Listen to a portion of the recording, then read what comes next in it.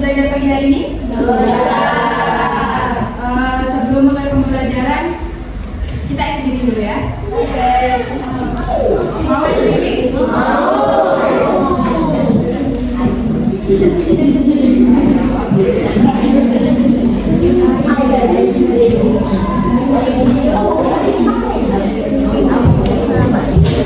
Semuanya boleh tegak dulu.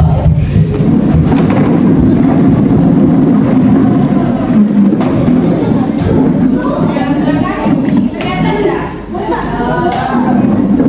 Bajunya nggak apa?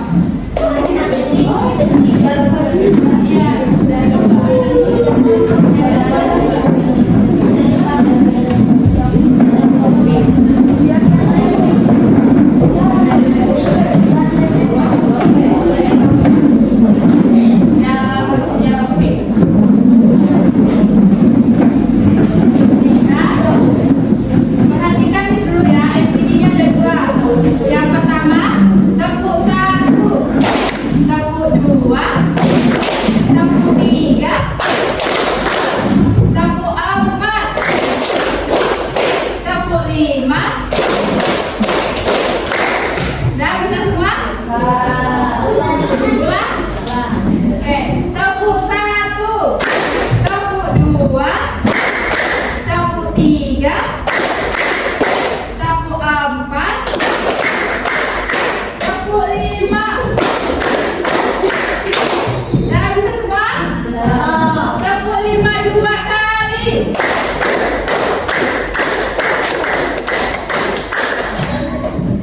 Sekali lagi. Tepuk 5 2 kali.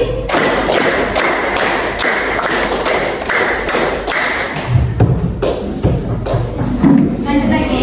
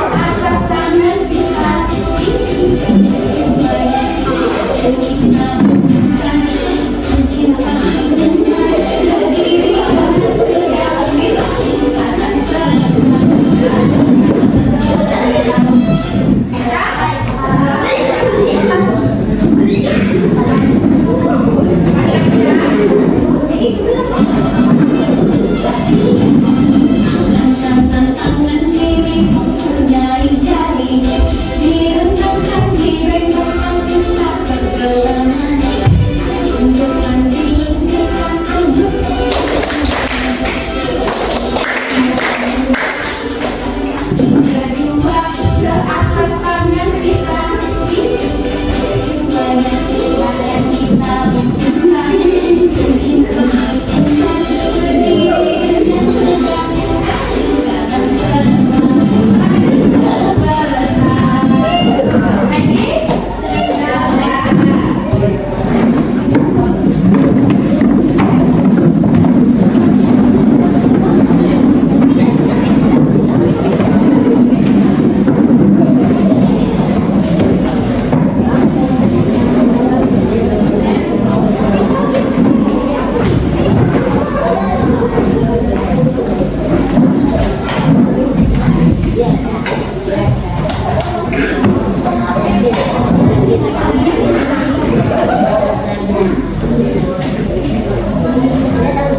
Ya, bisa perhatikan dulu.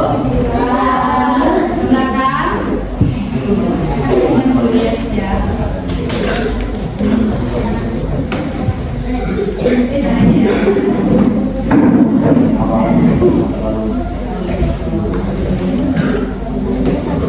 Sekarang kita memasuki materi bab baru, yaitu mengenai suhu, kalor, dan pembuahan dengan subtopik suhu. Sebelumnya, sebelum memasuki materi suhu, kalian sudah pernah belajar tentang zat dan perubahannya kan? Masih ingat? Masih ingat? Zat ya, masih ingat ya. Ada yang tahu zat memiliki 3 wujud utama, yaitu apa saja? Siapa yang tahu? Tunjuk tangan yang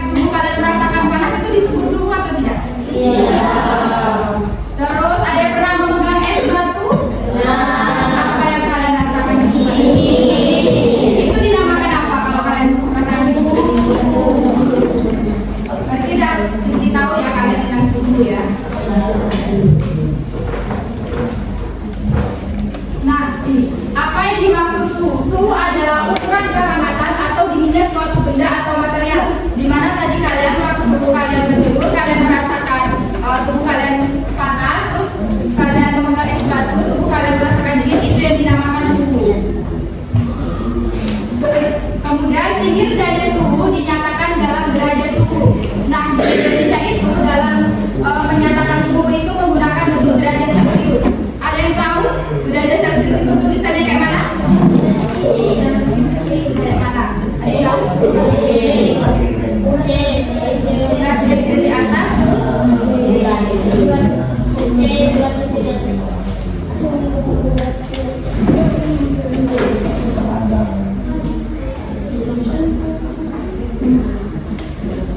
Ini ya lambangnya derajat Celcius.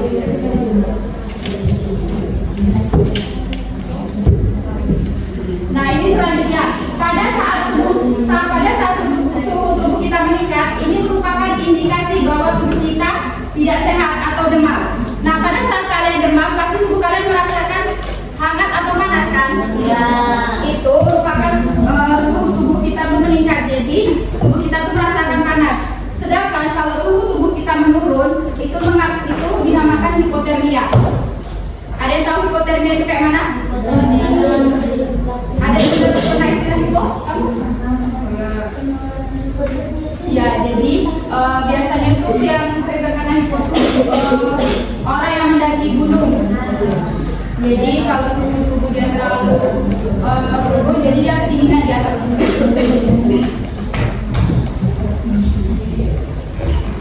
Nah, selanjutnya suhu itu bisa kita mengukurnya dengan tubuh kita, jadi kita bisa merasakannya. Tetapi kita juga memerlukan alat ukur suhu. Kenapa? Karena gunanya alat ukur suhu ini supaya kita mengetahui suhu tubuh kita itu akurat atau tidak. Nah, macam-macam alat ukur suhu itu ada dua. Yang pertama termometer zat cair dan yang kedua ada termometer zat padat. Termometer zat cair ini sering digunakan sebagai pengisi termometer karena mudah membuai dan praktis. Zat cair yang bisa digunakan dalam termometer adalah alkohol dan raksa. Jadi dalam penggunaan termometer zat cair ini tidak bisa menggunakan air. Bisanya menggunakan alkohol dan raksa. Lanjut. Nah, macam-macam termometer zat cair itu ada beberapa. Yang pertama itu ada termometer badan. Termometer badan ini kalian pernah menggunakan? Nah, biasanya digunakan untuk apa? Pada saat kalian demam, pasti kalian menggunakan ini kan? Ya. Sebenarnya suhu tubuh kalian tuh bisa merasakan kalau kalian demam, tapi dengan menggunakan bantuan alat termometer badan ini, kita tuh bisa mengetahui berapa sih suhu derajat kita pada saat kita merasakan panas atau ketika demam.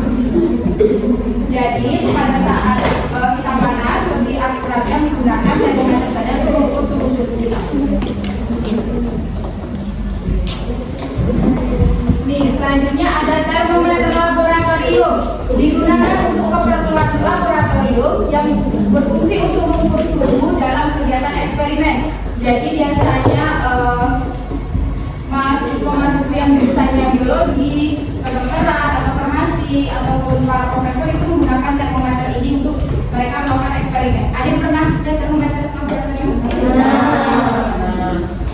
mana? Di mana termometer? Gitu kan? Nah, selanjutnya ada termometer dinding. Ini termometer dinding ini berada di dalam ruangan untuk mengukur suhu ruangan. Ada yang tahu termometer dinding? Pernah kalian gunakan? Besok kita tahu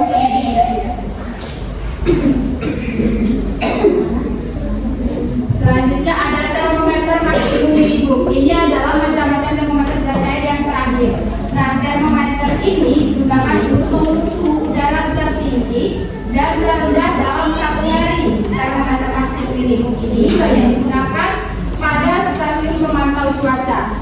Jadi bentuk dari termometer maksimum minimum itu hampir sama seperti ini, sama termometer ini, cuma bedanya di sebelah kiri dia ada tulisan maksimumnya dan di sebelah kanan dia ada tulisan minimumnya.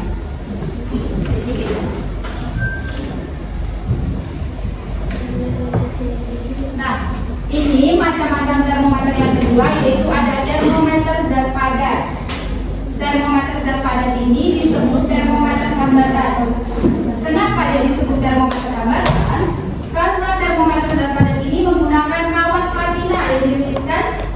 ditinggal dan dimasukkan ke tabung perak dan tahan panas. Jadi sebenarnya di bawahnya sini itu nanti dia ada lilitan kawatnya. Cuma ini nggak terlalu apa. Nah, contoh dari termometer zat padat itu adalah termometer di metal. Ada yang pernah lihat? Ini kalian lihat kan? Ini adalah contoh termometer di metal. Ada yang pernah lihat waktu secara aslinya nggak? Pernah ya? Ini kan nggak begitu gambar.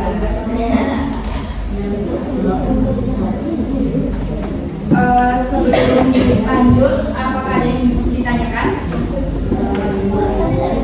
Ayo tanya.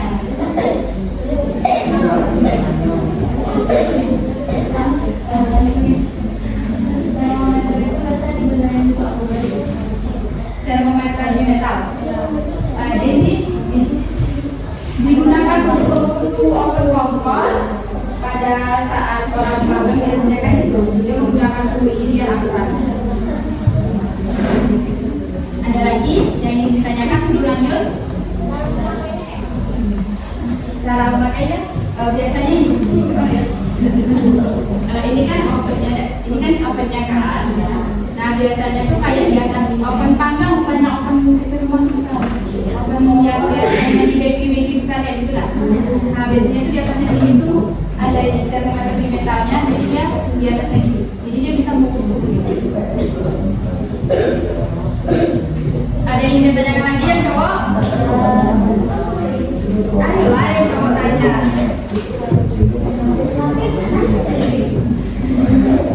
Ayo tanyakan lagi sebelum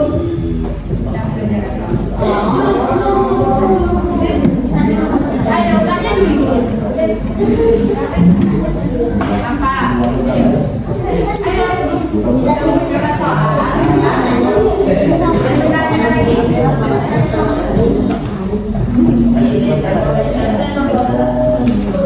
Apanya yang letak? Yang mana yang letak? Ini, iya, ini. Enggak, itu cuma desainnya aja. Ini termometernya dari ini. Ada yang ini. Ada yang ini. Kan tadi macam-macam bentuknya, bukan cuma dua. Bukan cuma kotak.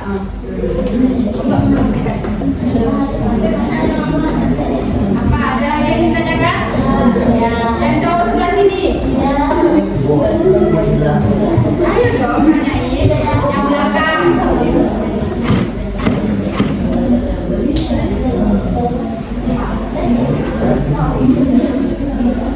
Ayo. Tadi udah paham semua nih.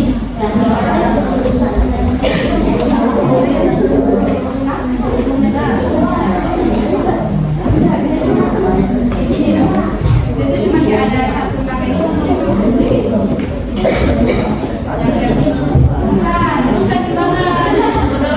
di bawahnya itu ada ini, ada lilitan kawatnya. Jadi lilitan kawat itu nanti yang dipasang di dekat kompor yang suhu open kompor. Ini bukan timbangan, bukan. Sudah paham semua ini? Berarti siapa mengerjakan soal?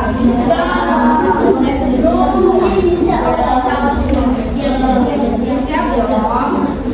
Ya, siap.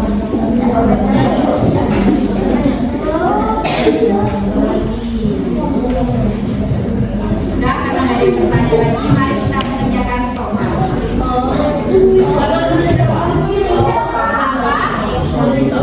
Enggak, ini udah. Satu kelompok anggotanya 4 orang. Boleh lihat LKS. Tadi yang perhatikan di pasti tahu. Ya. Kasih waktu cuma 10 menit. Dan satu kelompok berapa?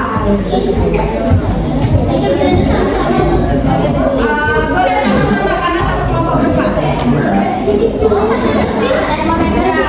Nanti itu ya, tulis soalnya ya. Apa?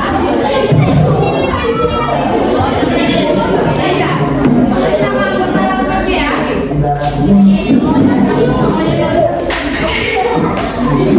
Tulis nama anggotanya tadi sama lagi apa ya? Jangan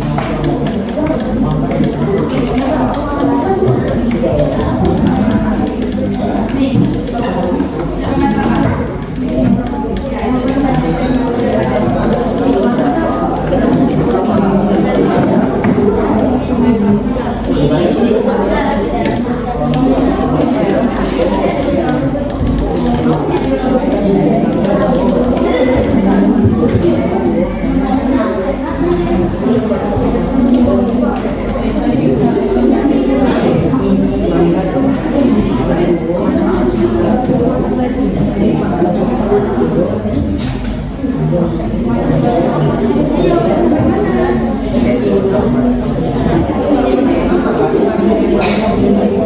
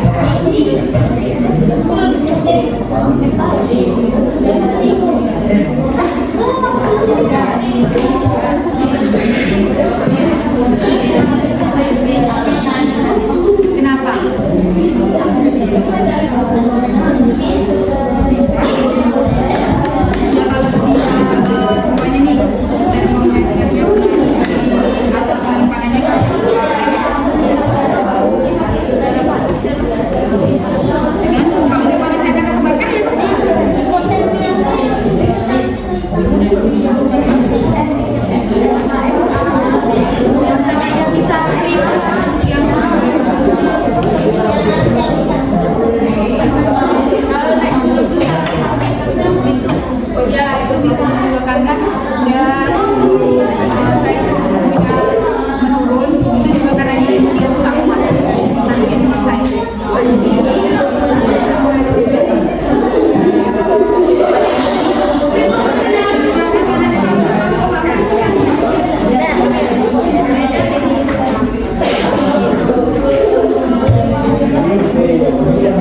Bantulah kawannya mengerjakan saya. Sini. Kerja sama-sama, kerja sama-sama. Dan dapat nilainya sama-sama.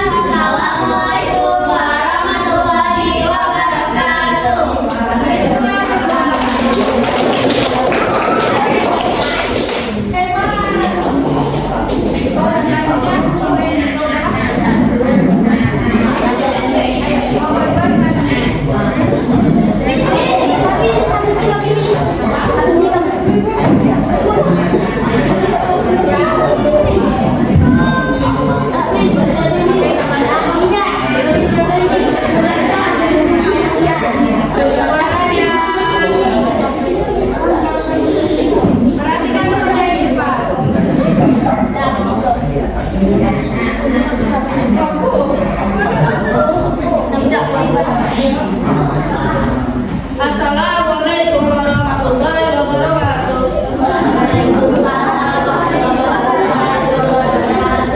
Perkenalkan kami dari kelompok 2 akan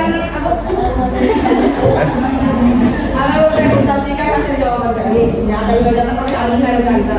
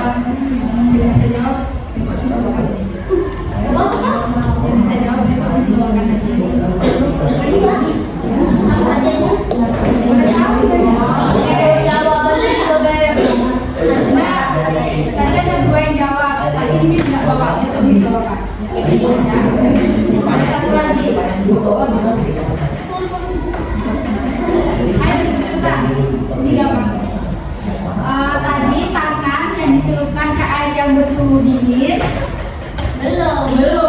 Aku ini diangkat terus dimasukkan lagi ke air yang suhu normal, apa yang dirasakan? Yang belakang ini cewek.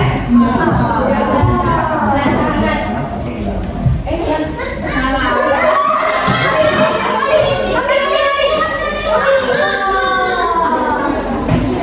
Kamu dingin. Betul? Berhitung lagi dulu.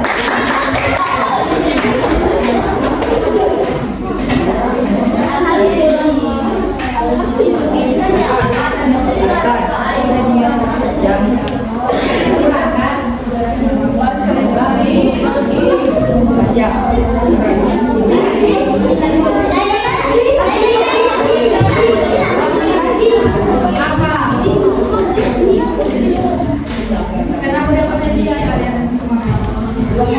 Siapa namanya?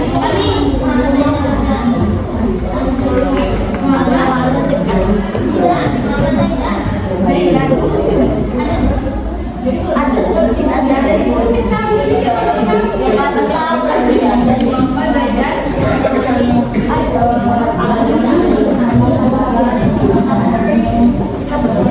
Nah, perhatikan dulu karena materi yang langsung sudah selesai. Jadi kita sering sebelum belajar itu kan tadi bisa jelasin nih pengertian suhu, macam-macam alat suhu, macam-macam ada yang bisa menyimpulkan dari pembelajaran hari ini? Tunjuk tangan, yang bisa? Yang bisa menyimpulkan tunjuk tangan. Yapi, ya.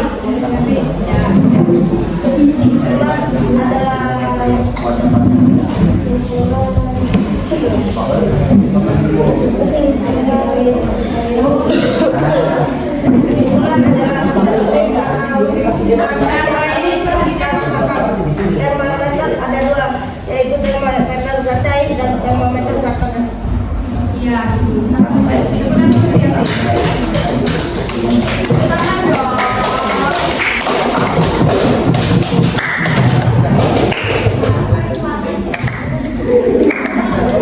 Jadi bukan jawab tadi semuanya sudah benar, tapi kurang lengkap. Jadi suhu adalah ukuran panas atau punya suatu benda yang dinyatakan dalam derajat. Nah, perubahan suhu dapat menunjukkan kondisi suhu. Ketika suhu tubuh kita rasakan, suhu tubuhnya tinggi. Terus sampai suhu tubuhnya rendah.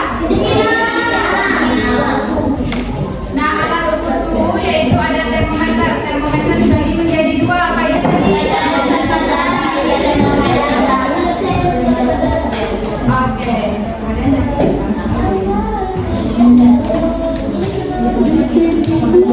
Nah, untuk materi minggu depan yaitu mengenai skala suhu. Jadi silahkan kalian belajar skala suhu. Oke, ya, mengenai skala suhu.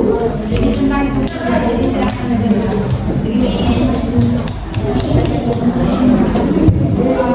Sekian yang dapat disampaikan mengenai materi suhu. Bisa ini. Wassalamualaikum warahmatullahi wabarakatuh.